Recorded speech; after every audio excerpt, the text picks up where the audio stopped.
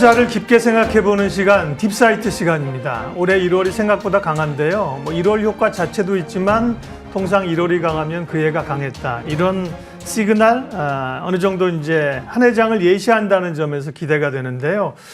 또 올 한 해장에 대한 좋은 투자 아이디어를 갖기 위해서는 아주 또 좋은 분을 모셨는데요. 유튜버이자 개인 투자자로 활동하고 계시는 테이버님을 모셨습니다. 어서 오십시오. 안녕하세요. 필명을 쓰는 분들은 멋있습니다. 분명히. 예, 테이버님은 또 많은 개인 투자자들이 이미 알고 계실 텐데요. 그래도 혹시 모르시는 분들을 위해서 본인 소개 조금만 해주시겠습니까? 네, 아침 저녁으로 투자에 대해서 정보를 전달을 하고 네. 또 아침 저녁으로 한국과 미국 주식에 투자를 열심히 하고 있는 개인 투자자 테이버라고 합니다. 간단하게 해주셨네요. 네. 자랑은 안 하셨네. 1등하고 이런 건 자랑 안 하셨고요. 네네네. 네, 저점 헌터.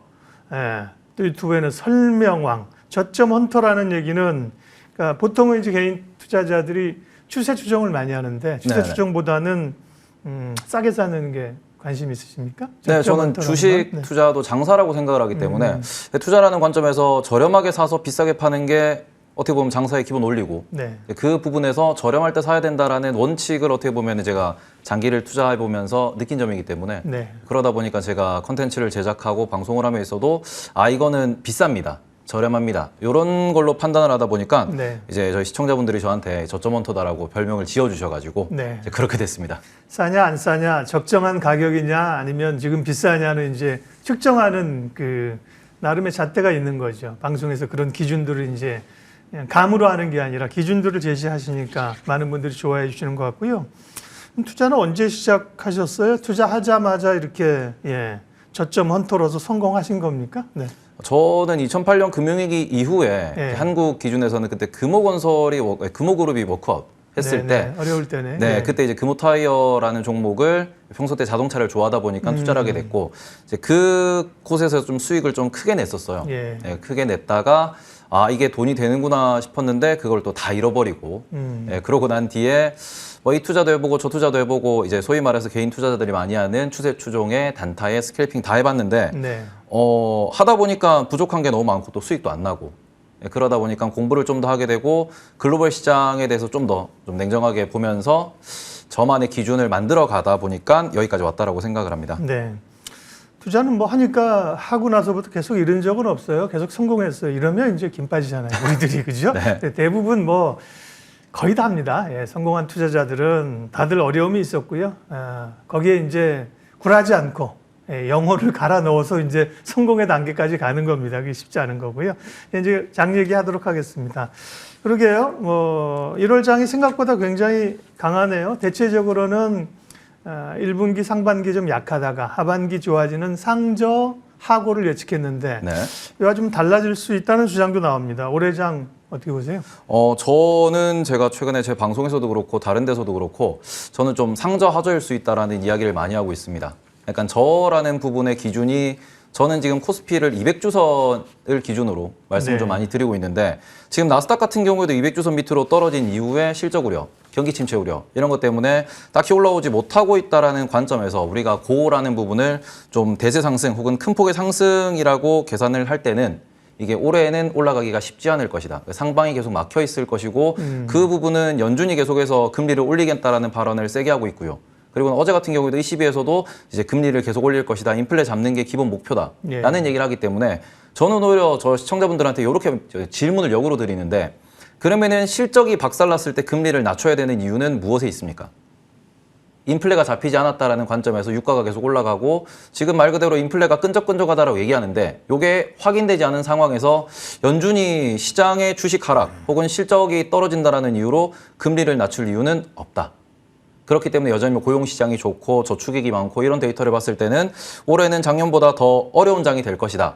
다만 선반영으로 많이 빠져 있으니까 더 떨어진다라기보다는 위아래가 막혀있는 장이 되지 않을까 이렇게 생각을 하고 있습니다. 네. 실망입니다. 아니, 기대했던 거에 대해서 실망스럽다는 얘기, 농담이고요. 그러니까 상저 하고를 예측하는데 그게 아니라면 상고 하고로 가거나 그죠? 네. 혹은 전반기에 좀 강했다가 후반기에 좀 밀리는 상고 하저를 예측할 수 있는데 상저하저다. 그러니까 별로 오래 재미없을 거고 기본적으로 연준의 그 통화 정책에 대한 부담감들을 1년 내내 시장이 가질 거란 얘기시군요. 네, 지금 뭐 경제를 보시는 분들이 이런 얘기도 좀 많이 하시는데 올해는 네. 주식보다는 채권이 재밌을 것이다. 실제로 지금 미국의 10년물 국채금리를 기준으로 보시면은 3.5 혹은 3.4 정도 선에서 계속해가지고 차익 실현이 발생을 하고 있습니다. 네. 그런데 우리가 2011년부터 2019년 말 그대로 골디락스라고 했던 그 구간을 놓고 보시면은 10년물 채권 금리가 대체적으로 2% 중반대에서 왔다 갔다 하고 이제 고점이 3% 정도까지 올라갔다가 예, 예. 계속해서 2% 내에서 이제 좀 박스권을 그리는 모습을 보였습니다. 그러기엔 지금 사실 골디락스로 얘기하기는 조금 이른 네. 거죠. 예. 그렇기 때문에 주식의 대세 상승을 보기보다는 네. 지금은 오히려 채권 시장이 어떻게 보면 안정화, 정상화 과정을 거쳐야 되고 그 과정에서 10년물 채권 금리가 3% 초반대 혹은 2%대까지 내려가고 난 뒤에 이제 투자자들이 주식을 바라볼 것이다. 이렇게 놓고 보면은 조금은 박스권으로 예상하는 게 좋지 않나라고 생각을 예. 하고 있습니다. 그러니까 뭐 기본적으로는 뭐 약하게 본다고 해서 다시 훅 밀고 내려가는 상황보다는 제한적인 흐름으로 그러죠. 그러면 네. 그 제한적인 상하단 설정하는 선에서 윗단에 오면 좀 팔아주고 아랫단에 네. 사주는 뭐 그런 트레이딩 전략을 가야 되는 겁니까? 네, 저 같은 경우는 그래서 그걸 스윙 투자라고 많이 말씀을 네. 좀 드리고 있고요. 코스피 같은 경우에는 지난번에도 이제 200주선에서 한번 조금 이게 터치를 하고 밀리는 모습을 예. 보였고, 네. 그리고는 이제 삼성전자 역시도 200주선을 뚫지 못하고 떨어지는 모습 이런 걸 자꾸 보이고 있는데 그 부분에서 작년과 재작년이 워낙 좀 많이 상승을 했기 때문에 지금 현재 이제 코스피 지수단과 나스닥 지수단에서 200주선이 위에 있는 상황입니다. 201선이 아니라 네, 200주선을. 200주선. 네. 그리고 그 부분에서 놓고 보시면은 외국인들이 이제 200주선에서는 차익 실현을 할 수 있다라는 가정을 했을 때 지금 같은 경우에는 환율 때문에 강한 흐름으로 우리나라가 조금 상승을 하고 있고 이 부분은 유럽에서도 강한 상승으로 이어지고 있습니다. 미국을 팔고 세계를 산다. 이런 전략이 지금 올 초에 이제 연초에 이어지고 있는 전략이라고 보실 수 있는데 이 부분이 계속해서 이제 연준 때문에 경기 침체 이야기가 나오면은 일정 이제 라인이 되면은 매도를 할 것인데 그게 아마 200주선으로 보고 있는 게 아닌가라고 생각은 하고 있습니다. 지금 말씀하신 거를 이제 대략 이제 왜냐하면 이평선을 보시는 건 중요한 게 계속 달라지잖아요, 그죠? 네. 그렇지만 뭐 지금 기준으로 해서 보면 뭐 201선도 잘 안 보는데 200주선 하니까 감이 안 와서 대략 그러면 코스피 밴드로 설정할 수 있는 가이드라인이 지금 말씀 네. 주시는 상하단이 어느 정도입니까? 상단을 2,500 정도로 보는 게 맞지 않나 네. 이렇게 생각을 하고 있고요. 하단 같은 경우에는 아무래도 지금 저는 작년 9월이 최악이었다라고 생각을 하고요. 예. 그때 같은 경우에는 지속적인 패닉셀 그리고 패닉셀의 끝에 영국의 부채 위기도 터지면서 채권 시장이 무너질 수 있다라는 정말 공포의 패닉셀이 있었습니다. 근데 그때 수준 밑으로는 하회하기 어려울 것이다. 그때가 2150 같나요? 네. 네. 그때가 정확하게는 2134포인트에서 네, 네, 반등을 네. 줬는데 여기서 한 가지 우리가 그러면 그 밑으로는 절대 안 가겠네라는 관점에서 하나는 좀 우려스러운 게 연준의 고집에 따라서 이게 어떻게 보면은 뭐 환율이 튈 수도 있는 부분이고 채권 시장에 약간의 패닉이 있을 수 있는데 그렇게 되면은 추가적인 패닉셀이 있을 수는 있다. 다만 그 구간에서 정말 코스피가 이제 가치가 떨어져서 밀리는 건 아니기 때문에 그런 구간에 가면은 적극적으로 매수를 하는 게 좋지 않을까.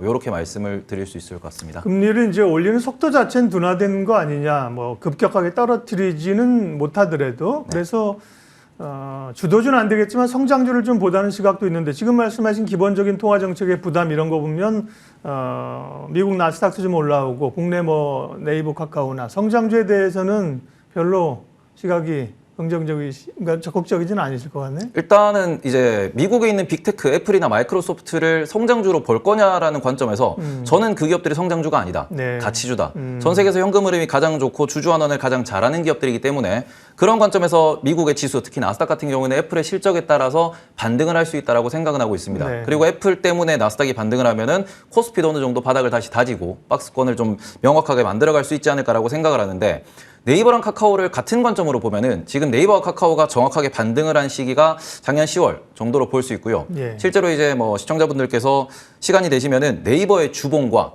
그 다음에는 항생테크 지수의 주봉을 한번 비교를 해보시면은 항생이요. 예, 네. 정확하게 방향성이 일치합니다.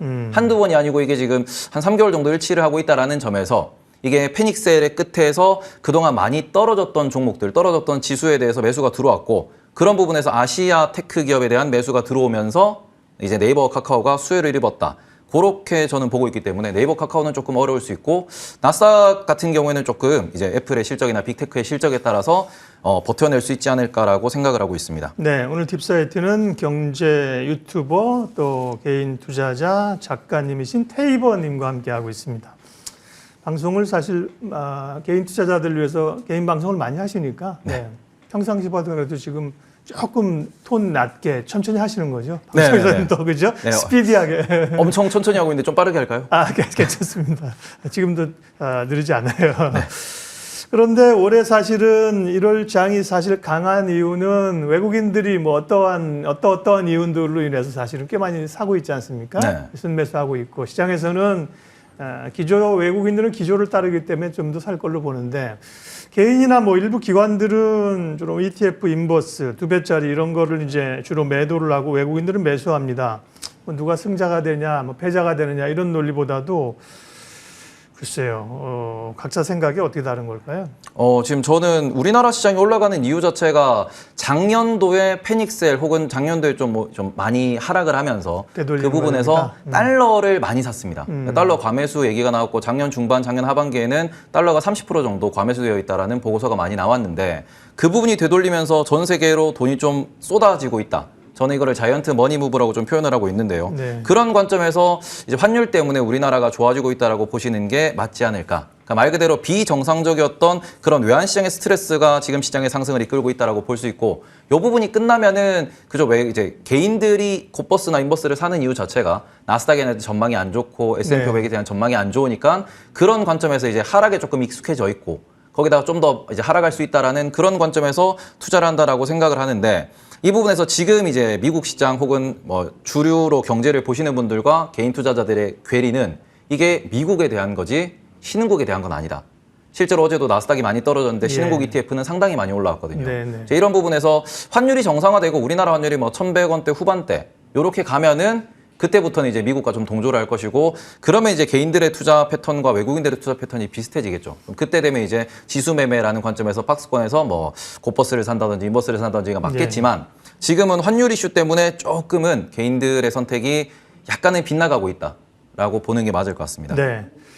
우리 저점 헌터가 이제 관심 있게 보시는 섹터나 종목 이야기는 뒷부분에 몰아서 가도록 하겠고요. 이 파트에서 하나만 더. 그러면 이제 설 지나면 이제 1월 말로 갑니다. 미국의 FOMC도 있고요. 그 다음 우리가 이슈들을 미리 생각해야 되는데 연휴 지나고 나서 좀 생각해야 될 핵심 이슈들 혹은 이런 거는 좀 체크해야 된다. 중심적으로 보시는 것들은 어떤 것들인가요? 일단 국내에서는 가장 큰 포인트가 LG엔솔의 오버행이라고 볼 수 있겠죠. 아무래도 이게 유통 물량이 적은데 우리 사주 물량이 워낙 또 많이 나오고 또 우리 사주를 청약하신 분들도 대출을 통해서 청약을 했다라는 그런 사례들이 좀 많이 발견되다 보니까 이게 차익 실현이 30만 원 기준에서는 지금 뭐 40만 원, 40만 원 중반대라고 하면은 한 50% 정도. 수익이 나는 부분이니까. 공모가가 30만 원이니까. 그래서 매도가 나올 수 있고, 그리고는 또 공교롭게도 우리가 연휴가 끝나고 난 뒤에 수요일 장 마감 이후, 그러니까 한국 시간으로는 목요일 새벽에 테슬라의 실적이 나옵니다.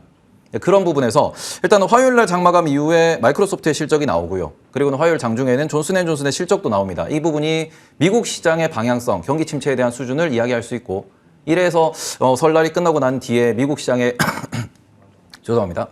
방향에 따라서 선물 시장 움직임과 동조돼가지고 아무래도 좀 움직일 텐데, 여기에서 가장 중요한 건 저는 환율이 여전히 가장 큰 포인트라고 생각을 하기 때문에 설 연휴 지나고 난 뒤에도 환율이 계속 좋다라고 하면은 지수단에서는 조금 좋은 움직임이 나올 것이고, LG엔솔 때문에 2차 전지는 살짝 좀 이제 2차 전지 업종은 우리가 어느 정도의 오버행 이슈가 길게 끌고 갈 것인가, 그리고 테슬라의 실적이나 인도량 가이던스에 따라서 2차 전지 전반에 뭐 등락이 어떻게 나올 것인가. LG엔솔은 얘기 나온 길에 그러면 지난번에 사실 6개월 보호 예수 나올 때는 그때도 걱정 엄청 했었거든요. 근데 그때부터 사실 오르기 시작했어요. 지금 LG엔솔은 뭐 그런 보호 예수 때문에 조정을 좀 받는다면 기회일 수 있습니까? 아니면 2차 전지 전체적으로 봤을 때 뭐 서둘 필요는 없나요? 저는 개인적으로 요게 일주일이 갈지 한 달이 갈지는 모르겠지만 아마 이게 매수배도 공방전과 거래량 싸움이 좀 많이 있을 것 같습니다. 말 그대로 수급적인 측면이기 때문에 그런 관점에서 모든 우리 사주 매물이 나온다는 건 아니니까 이게 또 분명히 장투를 하시는 분들도 계실 거고, 좀 더 업계에 계시는 분들은 장기적으로 투자 관점에서 여전히 뭐 아직 팔 때 아니다 라는 분들도 계실 수 있기 때문에, 그러면은 이게 그저 단기 쉬면 한 일주일 정도라고 생각을 하고요. 그 이후에는 수급 따라 움직일 텐데 그 일주일이라는 기간 안에 테슬라 실적 발표가 좀 더 클 것 같아서 저는 이제 테슬라의 전망치와 함께 이게 다시 바닥을 짚고 올라가든 아니면은 조금 조정폭이 깊어지고 올라가든 뭐 그런 식으로 하고, 저는 여전히 2차 전지는 아직까지는 이제 아주 큰 변동폭을 가지는 스윙 투자 가능한 그런 좋은 섹터라고 생각을 하기 때문에 여전히 성장하고 숫자가 잘 나오니까 분명히 이제 이슈가 끝나면은 우상향을 할 것이다. 네, 이렇게 생각하고 있습니다. 네. 경제 유튜버 테이버님이 보시는 그러면 이제 기업들 관심 있는 섹터 투자 가이드 보겠습니다. 시간이 한 10분 정도 남았군요. 예. 아무래도 개인 투자자들을 방송을 통해서 일선에서 접점해서 이제 많이들 만나시니까 그분들하고 이제 방송을 통해서도 많이 저희들보다는 소통을 하실 텐데 개인들은 뭘 제일 좀 어려워하세요? 네. 아무래도 비중 조절이라고 보는 게 맞을 것 같습니다. 비중 조절, 말 그대로 네. 매수를 할 때도 분할 매수가 어렵고요. 그리고 매도를 할 때도 분할 매도가 어렵다고들 다들 표현을 하시고 그리고 도대체 내가 저렴하다고 생각해서 샀는데 왜 더 떨어지냐? 그리고는 내가 팔았는데 왜 더 올라가냐? 모든 개인 투자자들의 같은 의문이라고 생각을 하는데 이런 부분에서 좀 긴 시계열로 투자를 하시는 연습을 좀 많이 하셔야 되는데 네. 너무 좀 짧게 보시고 이렇게 투자를 하시다 보니까 분할 매수, 분할 매도에 대한 약간의 연습이 필요하지 않나. 그래서 항상 말씀드리는 게 제발 한 2-3달 정도 동안 꾸준하게 사시고 파실 때는 그저 급등이 나오면은 빠르게 파는 게 맞겠지만 네. 판다고 하더라도 기준을 정해놓고 한 2-3번에 나눠서 파시라. 이런 걸 연습을 하셔야 장기적으로 살아남을 수 있다라고 말씀을 드리는데 그러게요. 항상 이제 그 말씀을 드려도 잘 안 되죠. 예. 그러니까 2-3달에 걸쳐서 사야 되는데 2-3달이 뭐예요?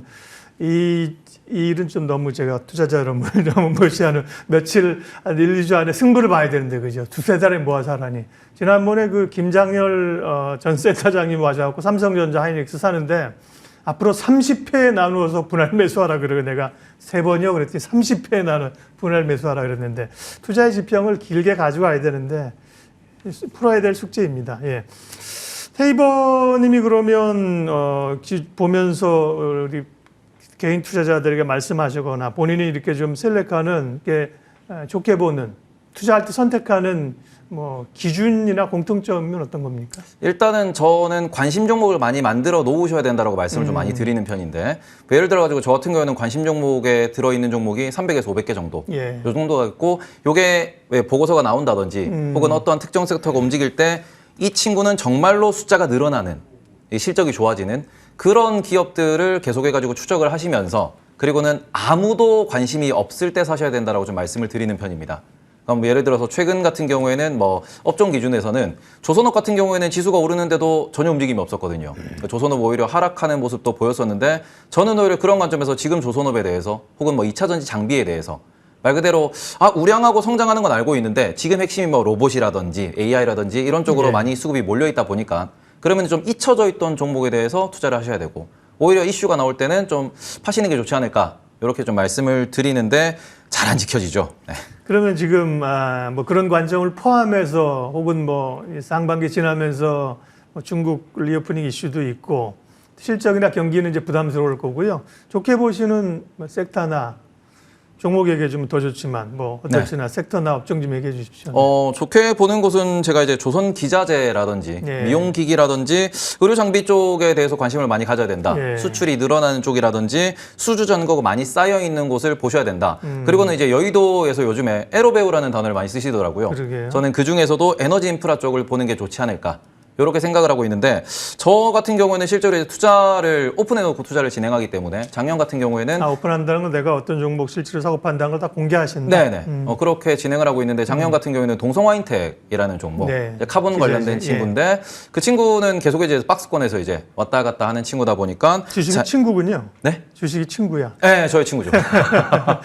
네, 그래서 저는 자주 좀 매수 매도를 하고 있고, 요게 이제 장기 차트를 보시면 어느 정도 박스권이 나오다 보니까 반복적으로 매수 매도를 한다. 그런데 꾸준히 수주 잔고는 늘어나고 있지만 아직까지 제대로 이게 우상향을 보이지 못하고 있다 보니까 섹터가 눌려 있다 보니까 그런 관점에서 여전히 이번 분기에서 단기에서는 조선 쪽이 좀 좋지 않을까라고 생각을 하고요. 조선도 조선업종보다는 기자재가 네, 기자재죠. 좀 네, 그렇게 생각을 하고 있고 미용기기 같은 경우에는 예를 들어서 클래시스라든지 제이시스 메디카 이런 종목들 같은 경우에는 이미 너무 유명하기 때문에 그런 종목들이 계속해서 수출이 늘어난다. 임플란트 쪽도 계속 늘어난다. 이런 얘기가 나오고 있다 보니까 실제로 숫자가 좋아지는 또 글로벌에서 점유율이 올라가는 친구들에 대해서는 쉴 때 좀 투자를 하시고 그리고 지금처럼 뭐 최근에는 임플란트 쪽이 많이 올라갔는데 그렇게 되면은 조금 비중을 줄이시고 이런 식으로 하시면 좋지 않을까. 그리고는 저 같은 경우에는 올해는 중소형주를 많이 좀 보셔야 되지 않나라고 생각을 하고 있습니다. 장이 뭐 제한적이면 네. 그죠? 예. 장이 박스권에 갇혀 있을 때는 정말로 실적이 막 20% 30%씩 올라가는 중소형주 중심으로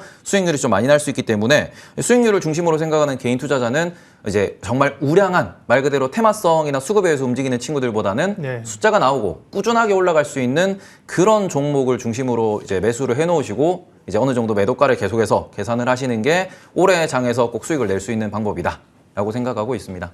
얘는 그 조선 기자재, 뭐 의료, 미용 장비 이런 거는 충분히 뭐 바로 이제 말씀하셔서 직관적으로 오고요.